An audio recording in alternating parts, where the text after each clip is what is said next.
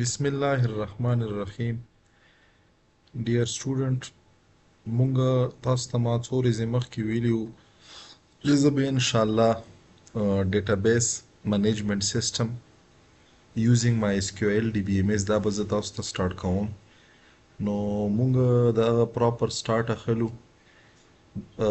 په دغه سلایډز کې به تاسو ته څه ویژوال ښکاري. په دغه کې مونږ سره ډیټا ده، بیا کلیکشن آف ډیټا ده، څه ټرمینالوجیز دي.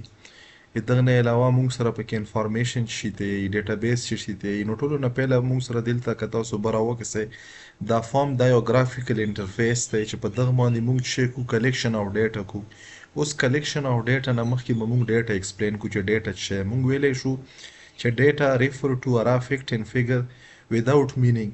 لکه دلته اوس مونږ سره د 29 شولو، یا میل شولو، یا صرف واجد شولو، یا 24 یا فیمیل شولو.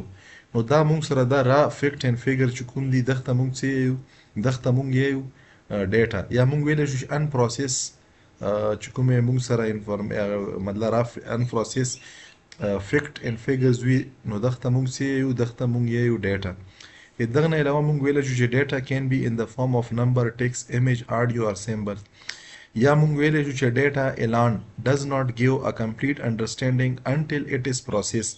کله چې مونږ سره ډیټا پروسس شي او مینینګفول کنورژن مینینګفول هغه ته واوړي، فارم ته واوړي، نو بیا مونږ سره پروسس ډیټا چې کومه یې ته مونږ څه یو. دلته یو ورډ چې مونږ نه دی لیکلی، به زه تاسو ته وایم انفارمیشن. انفارمیشن مونږ ویلی شو ارګنایز ډیټا یا پروسس ډیټا دیٹ بیکم مینینګفول، دیٹ هیو مینینګفول انسایټ. فار ایگزامپل دلته مونږ شی لیکلی دی چې د نیم واجد هیز 25 یا 29 ایج and having gender male. یا مونږ ویلی شو چې علي سکور 85 marks. نو دغه ته مونږ څه دا اوس پروسس شوله. یا مونږ ویلی شو چې انفارمیشن هیلپ ان ډیسیژن میکینګ and understanding a situation a clearly in a clear way. که مونږ وکسو نو مونږ سره په یو کلیر وی کې انډرسټینډینګ یا ډیسیژن میکینګ د څه شي په وجه باندې کیدی شي، د انفارمیشن په وجه باندې. یا مونږ ویلی شو چې انفارمیشن از مور یوزفول بیکاز اټ پرووایډ کنټیکسټ and meaning. مونږ سره context to meaning دا شي کې دا په انفارمیشن کې وي. که بیا مونږ راشو اوس د کلیکشن آف ډیټا ته مونږ څه یو، کله چې مونږ سره په یو پروسس فارمیټ کې مونږ سره ډیټا کلیکشن وشي، نو دغه ډیټا ته مونږ څه یو، دغه ته مونږ دا نارملی مونږ ارګنایز کلیکشن آف ریلیټډ ډیټا سٹور الکترونیکلی. دغه ته مونږ څه یو، دغه ته مونږ یو ډیټابیس. کلیکشن آف ډیټا چې کومې مونږ سره ارګنایز آف ډیټا کومه ریلیټډ ډیټا وي، که دا مونږ اوس وکسو دا ټوله ریلیټډ ډیټا ده. نو دا ریلیټډ ډیټا ته مونږ څه یو، کله چې دا الکترونیکلی سټور کو په یو سپیسیفیک ارګنایز مینر سره، دغه ته مونږ ډیټابیس یو.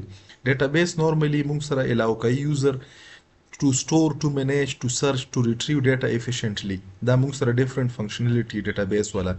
که مونږ اگزامپل وکسو د ډیټابیس والا، مونږ سره مختلف قسم د سټوډنټ ریکارډ وي، بینکینګ سیستم وي، هاسپټل مینجمنٹ سیستم وي، آنلاین مختلف قسم چې کومې مونږ سره سټورز دي دغه سیستمز وي. نو دا ټول مینټین کیږي په څه شي کې، دا مونږ سره ریلیټډ ډیټا د سپیسیفیک ریسټورینټ والا. دغه ته مونږ یو ډیټابیس. مین پرپز د ډیټابیس مونږ سره څه دی، ټو پرووایډ اکورېټ، فاست اینڈ سیکیور ایکسس ټو انفارمیشن. دغه ته مونږ یو، دغه ته مونږ ډیټابیس یو.